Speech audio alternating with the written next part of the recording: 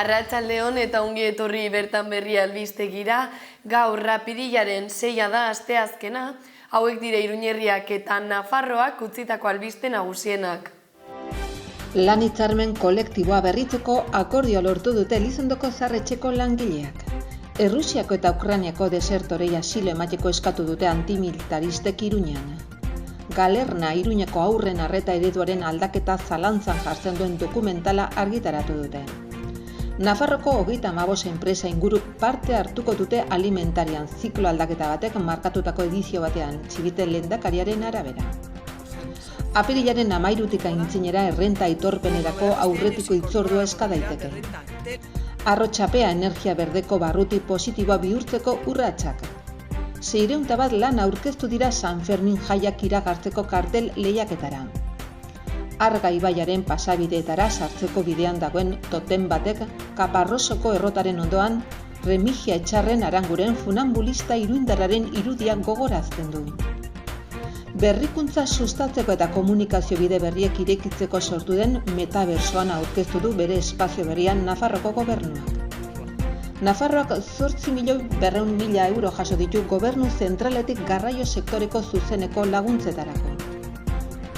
Lekaroz eta Sendabibako murgiltze linguistikorako zentro izango dira Inglesek egoitza 2022-2023 ikasturtean.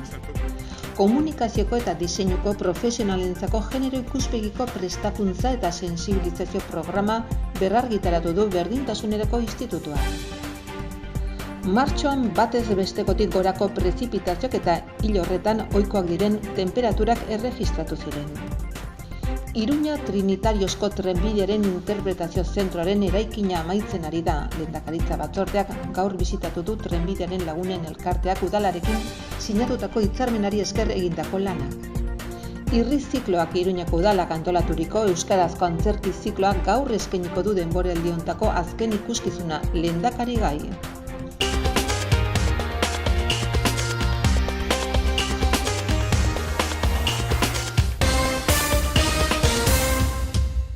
Lan hitzarmen kolektiboa berritzeko akordioa lortu dute Elizondoko Zahar-Etxeko langileak, eskerrak emana izan dizkiete langileak erakutsitako batasunari, Baztango eskualde osoari baita Egoiarrei eta haien familiakoei. Elizondoko Francisco Joaquin Iriarte Zahar-Etxeko langilek akordioa lortu dute zentroa kudeatzen duen enpresarekin idea zerbitzu soziosanitarioekin egoitzako hitzarmen kolektiboa berritzeko. Berri ona astearte honetan iragarri zuten zentroaren atarian eskainitako prentsaurrekoan. Akordioa ja 4 urtez hitzarmenik gabe egon ondoren iritsi da eta mobilizazio ugari egin dira. Bertzea bertze 8 greba egun. Protesten ondoren enpresa hitzarmena negoziatzera eseri zen Baztango udalaren bitartekaritzarekin.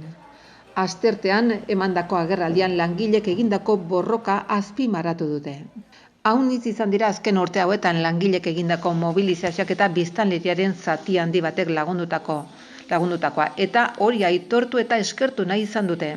Borrokari, langileen batasunari, Baztango Aranaren laguntzari, Egoilarrei eta haien senidei esker langileen lan eta bizi baldintzak nabarmen hobetu baitira. 8 eguneko greba egin ondoren, Zahar-Etxean zein herritar mobilizazio ugari egin ondoren, gaur hitzarmenen kolektiboa berritzeko akordioa lortu dugula iragarri dezakegu.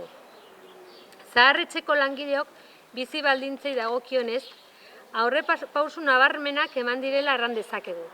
Honako hauek erraterako. Soldata igoerak 1,8%. Nafarroako IPCa 0,623an eta Nafarroako IPCa gehi 1,124an. IPCa negatiboa izan ez gero, 1,2ko soldata igoera bermatzen da. Urteko lanaldiari dagokionez 28 orduko murrizketa. Gaixotasun arrunten bajak lehenengo egunetik kobratuko dira 190 kobratzera ailegatuz. Gaur egun lehenengo 3 egunetan ez da ezer kobratzen, eta 4. egunetik aintzinera 195 kobratzen da. Aurre jubilazioa errelebo kontratuaren bidez txertatzea. Lan egutegia langileekin adostea izango da. lizentziak hobetu dira, medikura joateko ordu muga kenduz, edota azterketa egiteko baimenak lortuz eta bar. Eszedentziak hobetu egin dira. Zaharretxean bertan laneko arropa garbitzeko aukera eman da. Lanpostu hutsak eta lan poltsak kudeatzeko protokoloa ezartzea. Nafarroako sektore hitzarmena sinatuz gero, jasotzen diren hobekuntza guztiak automatikoki aplikatuko dira. Guztira, enpresa batzordeak aurkeztutako plataformaren puntu gehienak jaso dira, eta langileon batzarrean aho batez babesa jaso du. Ez da erreza izan honaino ailegatzea. Oztopo haunitz gainditu behar izan ditugu. Covid egoera, inflazio handia, egungo nazioarteko ziurtagabetasuna, baina batez ere enpresa bati egin behar izan diogu aurre. Idea zerbitzu soziosanitarioak. Batere empatikoak ez dena. Negoziatzeko inolako borondatearekin izan ez duena. Beti bere onura ekonomikoa lehenetsi duena.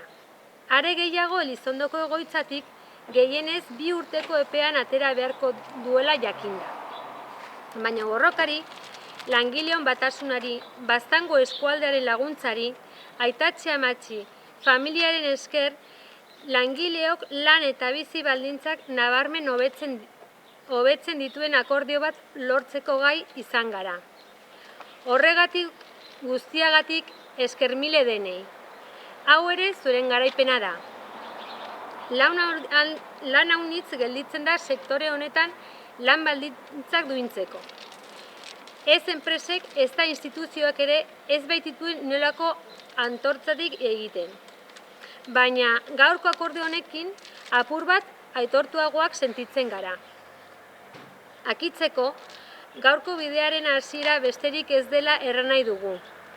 Gaurtik aintzinera gure borroka Baztango udalak zaharretxea publifikatzeko hartutako konpromisoa blindatzea eta gauzatzera bideratuko baita. Zuzeneko kontrol eta kudeaketa izango duen egoitza publiko baten beharra aldarrikatu nahi dugu. Gure aitetxe eta amatxiei zaintza zerbitzu egoki bat emateko. Langileon lan baldintzak duinak bermatzea ezinbestekoa da.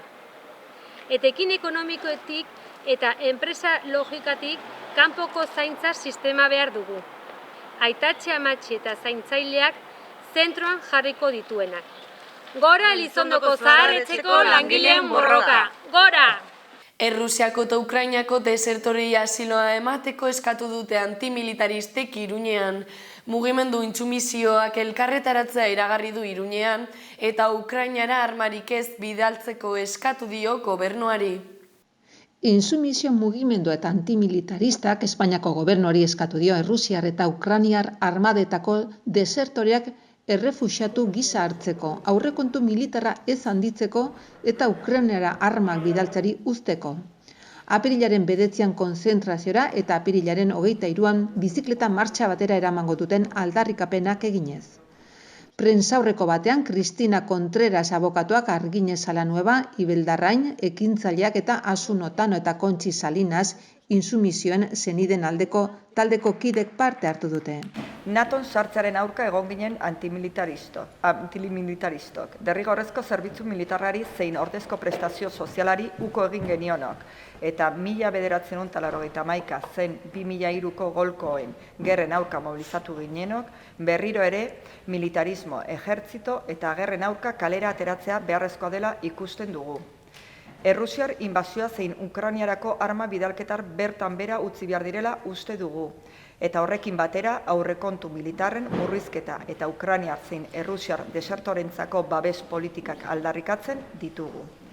2000 lagun baino gehiagok sinatu dute duela 10 egun aurkeztu genuen manifestua. Hoietatik 300 baino gehiago nafarrak dira. Haiekin bat eginek, datorren larun batean apirilak 9an Iruña zeharkatuko duen manifestaldira deitzen zaituztegu. Manifestazioa Gaztelu plazatik abiatu eta insumizioaren parkean bukatuko da. Insumizioak preso egon ziren espetxeko orubean alegia. Beste hirietan ere konzentrazioak eginen dira eta espero dugu guztion artean gerraren aurkako kanpainari bultzada bat ematea. Ukrainiako sarraskiarekin bukatu beharra dago. Bertan, ohi bezala, elkar ezagutzen ez duten gazteak elkar hiltzen ari dira, elkar ezagutu bai, baina elkar hiltzen ez duten adineko gizonen agindupean. Galerna Iruñeko haurren arreta ereduaren aldaketa zalantzan jartzen duen dokumentala argitaratu dute. Dokumentalak Iruñeko udalak mugimendu komunitario egindako erasoak kontatu eta salatzen du. Este es un momento en el que no tenemos el viento a favor. Galerna dokumentala argitaratu berri da, non Iruñako udalak mugimendu komunitarioei egindako erasoa kontatzen eta salatzen dute, eta haurrak, gazteak eta familia babesteko eredua. Parte hartu duten taldek ohar baten bidez jakinarazi dutenez, urtebete kontraturik gabe egon ondoren balantzea egiteko tenorea da. Gaineratu dutenez, aurtengoa inoiz baino zailagoa izan da, izan ere, elkarteok baliabide ekonomikoak bilatu behar izan ditugu diru laguntzen bidez, eta eragile komunitarioak laguntza eman digu etapa zail honetan. Horren ondorioz urtebete gerago inoiz baino biziago jarraitzen dugu Iruñako auzoetako laguntza, babes eta prebentzio espazio eskaintzen. Eta Iruñako udalak erabat ahaztu du hori. Inolako euskarri teknikori gabeko programa bat eraikitzen zentratuz, non prebentzio eta komunitate lana ameskeria hutsa baita. Komunikatuan salatu dutenez, Iruñeko udalak egitura supramerkantilista bat sortu du inolako jarraipenik gabe azpi kontratutako jarduerekin eta eskuhartze soziala deitzetik oso urrun. Logikoa da bestalde bere asmoa alderdikoia baino ez denean eta koordinakundeak behatzez aukeratua ez duenean inolako prestakuntzarik eskuhartze sozialean. Maila publikoan sortutako babesgabetasun horren aintzinean honako hau iragarri dute. Elkarteok auzoetako haur eta gazteen eskubideen defensaren eta sustapenaren alde lanean jarraitzen dugu eta jarraituko dugu helburua eta konpromisoa argi ditugulako. Señor Arturi es una federación infanto-juvenil de aquí del barrio de la Chantrea. Nafarroako 35 enpresa inguruk parte hartuko dute alimentarian, ziklo aldaketa batek markatutako edizio batean, Txibite lehendakariaren arabera. Lehendakaria eta Gomez kontseilaria azokan izan dira 1270 enpresa baino gehiago biltzen dituen eta Nafarroako ekonomiari 25.000 lanpostu eskaintzen dizkion jarduera dar bati babesa emateko. Txibite Nafarroako lehendakariak eta Itziar Gomez landagarapeneko eta ingurumeneko kontseilariak alimentaria bisitatu dute apirilaren 4tik 7 bitartean Barcelonan egingo den mundu mailako azoka nagusietako bat.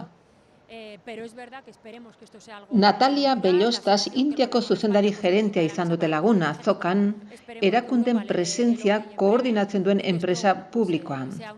Bizitan lehendakariak adierazi du Nafarroko nekazaritzako elikagaien sektoreak ziklo aldaketa izango duela bere garapenean nekazaritzako elikagaien perteari esker.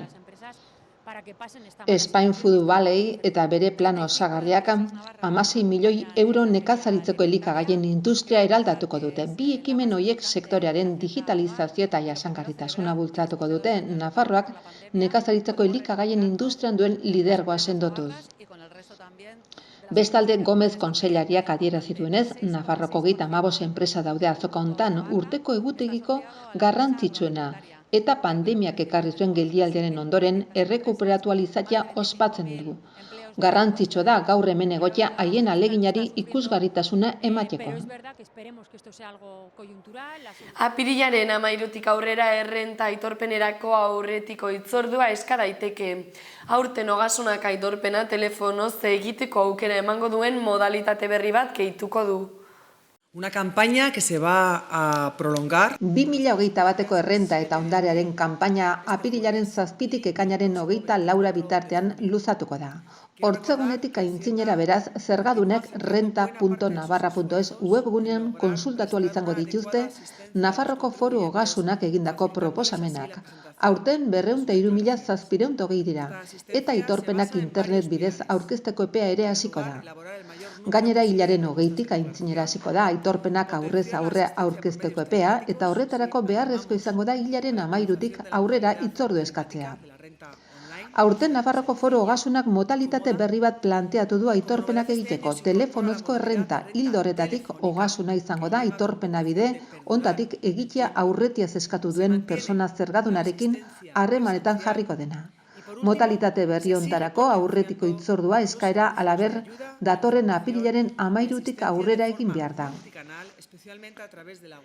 Elma Sainz Ekonomia eta Ogasuneko Kontseilariak agerian jarri du kanpainaren aurkezpenean zehar ogasunak jarraitzen duela bere esfortzuen hein handi bat bideratzen zergadunentzat laguntza egoki bat ematea lortzera. Haiek aitorpenak erraxago aurkeztu ditzaten. Arrotzapea energia berdeko barruti positiboa bihurtzeko urratsak. Gaur asteazkena 7 Open Lab proiektuari buruzko hitzaldi informatiboa izango da Ingurumen Hezkuntzako Museoan. Gaur asteazkena arratsaldeko 7etan Ingurumen Hezkuntzako Museoan Arrotzapea auzorako energia garbi espezifikoari buruzko proiektu bat aurkeztuko da. 2021az geroztik Iruñako udaletxean bertan lanean ari dena Open Lab. Ingurumen Hezkuntzako Museoak bilkura bat hartuko du inguruko bizilagunei, elkartei eta eragile eta erakundei zabalik eta Jose Costero Iruñeko udaleko bulego estrategikoko zuzendariak eta Rufino Hernández Euskal Herriko Unibertsitateko Arkitektura saileko ikertzaile eta katedradun eta Alonso Hernández Asociados Arkitektura SLren bazkide sortzaileak emango dute. Arrotzapea auzoa hirigune pilotu gisa aukeratu dute energia berdeko barruti positibo bat sortzeko hainbat ekimenen bidez, bertze energia garbiaren autogenerazioa eta autokudeaketarako lankidetza espazio bat sortzeko 2024ako. Lehen proposamen horrek Iber eraikinaren ingurunean eta San Pedroko alokairu sozialeko 12 etxe bizitzatan zentratzen da, eta lankidetza publiko-pribatua eta gizarte eragileen parte hartzea eskatzen ditu. 2 hizlariek proiektuaren xehetasunak aurkeztuko dituzte 70 lagunentzako tokia duen saio batean. 601 lan aurkeztu dira San Fermin jaiak iragartzeko kartel lehiaketara.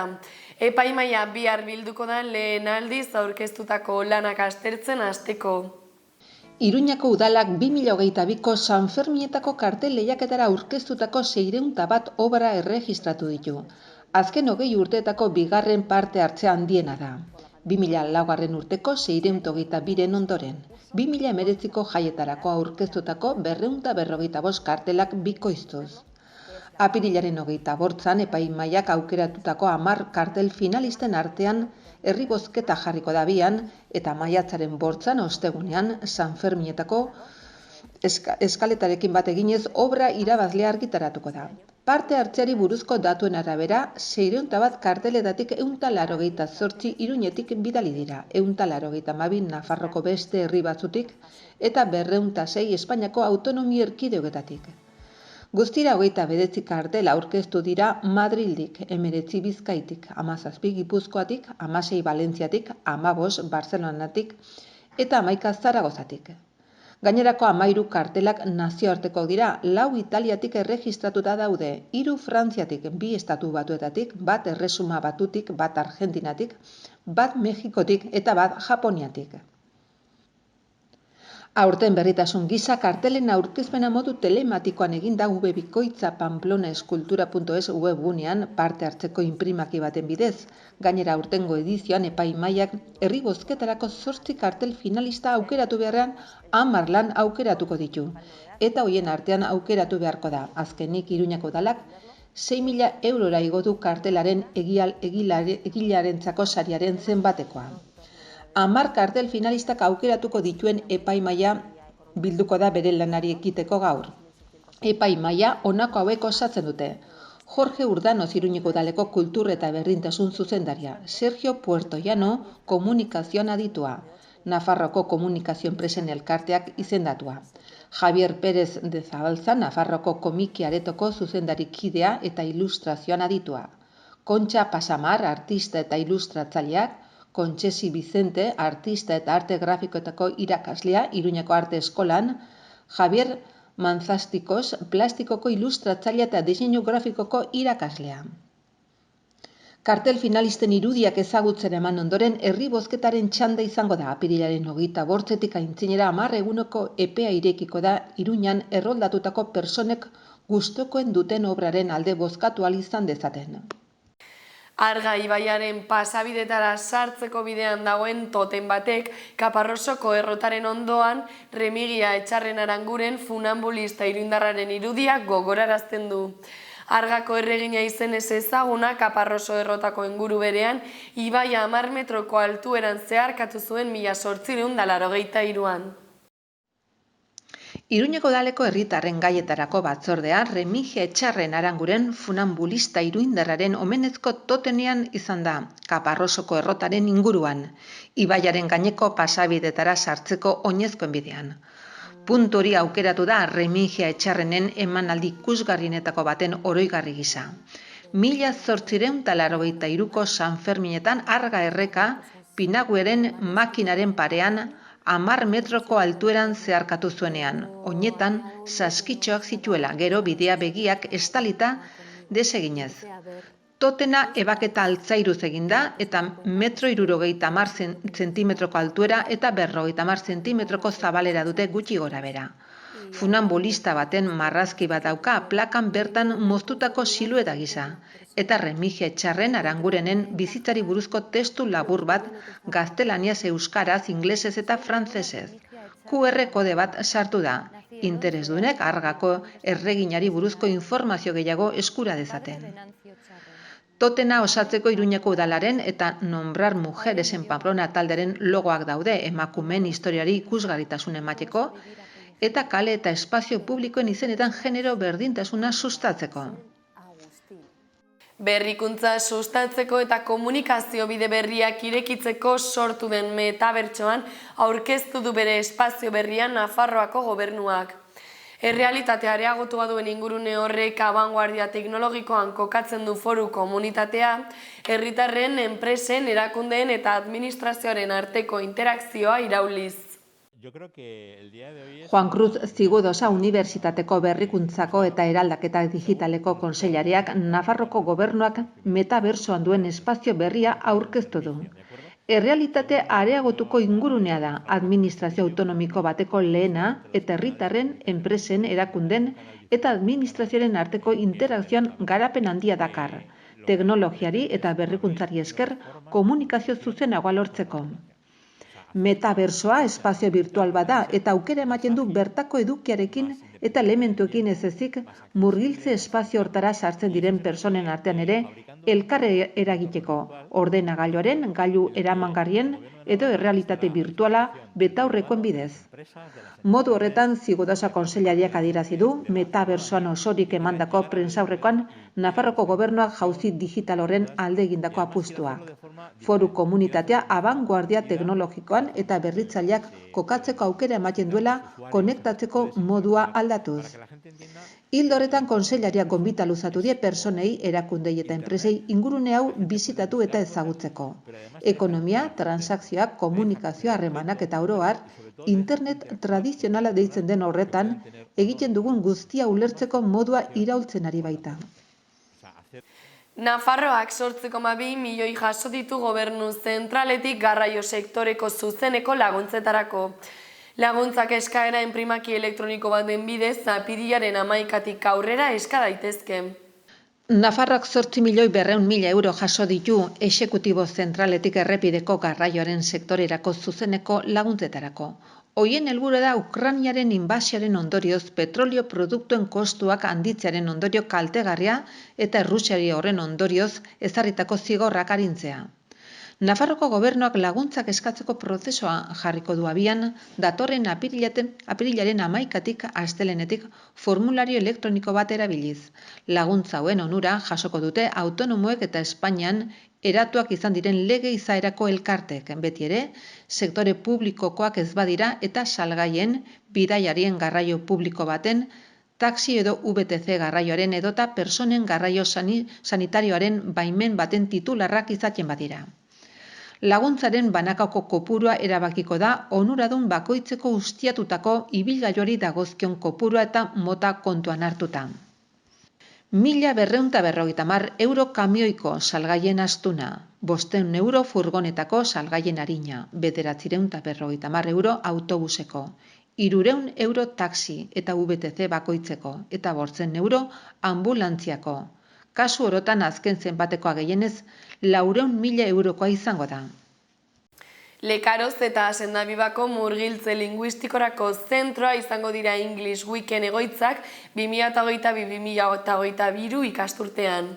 Lehen hezkuntzako 5. mailako ikasle guztiek 6.850 zehazki parte hartuko dute hezkuntzak eta zenai sozietate publikoak sustatutako ingelesezko hizkuntza murgiltze programan. La nueva English Week. English Week eskolan aurrez aurreko murgiltzeko astea Nafarroko ikaskuntza integraleko zentroa sustatzen duena, hezkuntza departamentuari atxikita eta Nafarroko enpresa korporazio publikoan sartuta, 2022-2023 ikasturtetik aintzinera jauzi kualitatibo bat egingo du izan ere, hezkuntza sare publiko zein itunpeko lehen hezkuntzako 5. mailako ikasle ia guztiak hartuko baitu parte. Ildo horretan berritasun nagusia bizitegin modalitaterako 2 kokapenak dira, Lekarozko murgiltze linguistikorako zentroa eta Sendabiba naturaren parkeko aterpetxea Argedasen. English Week lehen hezkuntzako 5. mailako ikasleen nafarrentzako hizkuntza murgiltze ikastaro bada. Bere egoitza modalitatearen ezaugarria da, ohiko eskola testuingurutik ateratzea eta euren komunikazio gaitasunak egoera errealetan praktikan jartzea, eguneroko bizitzako jarduerak beste ikastetxe batzuetatik etorritako ikasleekin partekatuz. Egoitza modalitateak Nafarroa osoko 4.000 ikasle hartuko ditu 2022ko irailetik 2023ko ekainera arte luzatuko da eta 2 kokapen berri izango ditu. Lehenengoa Lekarozeko hizkuntza immersioko zentroa izango da, txanda bakoitzeko 80 plaza izango dituena eta 2022ko irailetik abendura bitartean ikasleak hartuko dituena. Bigarren egoitza Sendabiba naturaren parkearen aterpetxe izango da, Argedasen eta bertan asteko 60 ikasleko taldeak egongo dira 2023ko urtarrila eta ekaina bitartean. Komunikazioko eta diseinuko profesionalentzako genero ikuspegiko prestakuntza eta sentsibilizazio programa berrargitaratu du Berdintasunerako Institutuak. Maiatzaren 2 hasiko da eta 5 saio teoriko praktikoren bidez informazio judiziala, kirolekoa edo kulturala eta publizitatea berdintasunez tratatzeko gakoak jorratuko ditu. Nafarroko Berdintasunerako Institutuak Nafarroko emakume kazetarien elkartearekin batera kazetariei eta oro har komunikazio profesionalei argazkilaritza, diseinua ikusentzunezkoak eta bar, zuzendutako Comunicando con perspectiva de género para una sociedad igualitaria programaren 2. ediziorako izen emateak ireki ditu. Martxoan batez bestekotik gorako prezipitazioak eta ildo horretan ohikoak diren temperaturak erregistratu ziren. Urtegiak edukieraren 83an daude. Pasaden hilabetean martxoan batez bestekotik gorako prezipitazioak hil horretan ohikoak diren temperaturak erregistratu ziren eta urtegiak edukieraren 83an daude. Datu horiek eta beste batzuk landa garapeneko eta ingurumeneko departamentuak hilero egiten duen eguraldiaren iruzkinean jasotzen dira. Zehazki erregistratutako prezipitazioek batez besteko balioak gainditzen zituzten, Pirinioetako eskualdean eta Nafarroko erdiko ekialdeko estazioetan izan ezik. Azken estazioietako gehienek batez besteko balioen 175 ehun artean erregistratzen dute. Nafarroko gainerako eskualdetan prezipitazioek batez besteko balioen 100-150 arteko gora berak izan dituzte, hegoaldekoanean izan ezik, non balio horiek gainditzen diren. Batez besteko balioetatik gehien urrundu den estazioa Monteagudo izan da 254. Hilabete honetan Ebroko Aranaren inguruko estazioetan oso hezea izan da nagusi, Pirinioetako eskualdeko estazioetan eta Nafarro herrialdeko ekialdekoetan ohikoak eta hezea gainerakoan. Temperaturei dagokionez martxoa batez ere epela izan da iparraldeko herenean, normala herriberako ekialdeko erdialdean eta Nafarro ekialdetik mendebaldera zeharkatzen duen zerrenda batean erdialdean eta gehienbat hotza gainerakoetan. Iruña Trinitariozko trenbidearen interpretazio zentroaren eraikina amaitzen ari da lehendakaritza batzordeak gaur bisitatu ditu trenbidearen lagunen elkarteak udalarekin sustatutako hitzarmenari esker egindako lanak. Iruñeko udaleko lehendakaritza batzordeak eta alkatearekin batera Trinitariozko kosterapeko pasealekuan dagoen Nafarroko trenbidearen eta bide berden interpretazio zentroko etorkizuneko geltokiko lanak bisitatu ditu. Batzordeko kidek bertatik bertara egiaztatu dute Nafarroko trenbidearen lagunen elkarteak egindako lanen aurrerapena, iaz udalarekin sinatutako hitzarmenari esker. Gaur egun arte egindako lanek geltokiko eraikinaren kanpoko itxidura, hormigoizko blokez eraikia eta estalkiaren egitura metalikoa amaitzea ahalbidetu dute. Ihiezina 2 volumenetan antolatuta dago eta guztira 186 metro karratuko eraikitako azalera dute eraikinek, 400 metro karratuko estalki batek lotuta. Halaber, aste hontan teilak jartzen hasi dira, barnealdean saneamendu eta iturgintza instalazioak egin dira eta ondoren gune ezberdinetako trenkadak eginen dituzte. Izan ere, bere armairuak eta itxaron gela dituen tren geltoki bat birsortzeaz gain, 1000 ale baino gehiago dituen trenbideari buruzko liburutegi bat ere egonen da. Eta gune bat prestatuko da trena eta zehazki Nafarroan dauden 5 bide berdeak, Tarazonika, Basko Navarra, Bidasoa Plazaola eta Irati. Geltokia trenbidearen parkean egiteke dagoen azken eraikuntza elementua da eta dagoeneko baditu bagoi toki bat eta tunelak, zubiak eta ezpondak dituen trenbide bat, parkeko 6.740 metro karratuetan barna. Behin amaituta dagoenean, gune horrek bisitariak aurreko mendeko erdialdeko tren girora eramanen ditu. Lokomotorerekin eta garai hartako bidaiari eta karga bagoiekin eta urte haiek birsortuko ditu ibilbidean zehar, seinalen, semaforoen eta egurrezko esien bidez. Irrizikloak Iruñeko udalak antolaturiko euskarazko antzerki zikloak gaur eskainiko du denboraldi honetako azken ikuskizuna lehendakari gaia. Antzezlana 7 taularatuko dute Nafarroako antzerki eskolan. Irrizikloak Iruñeko udalak antolaturiko euskarazko antzerki zikloak gaur eskainiko du denboraldi honetako azken ikuskizuna lehendakari gaia. Antzezlana arratsaldeko 7 taularatuko dute Nafarroko antzerki eskolan. Komedia hau Ramon Mandaulak idatzia da, Begoña Bilbao Lejartzegik zuzendu du eta 2 protagonista ditu. Iker Galarzak lehendakari gaiarena egiten du eta Zuhaitz Gurrutxagak ura hartatuko duen psikiatrarena. Hauek izan dira gaurko albiste nagusienak, eskerrik asko zuen arretagatik eta bihar arte.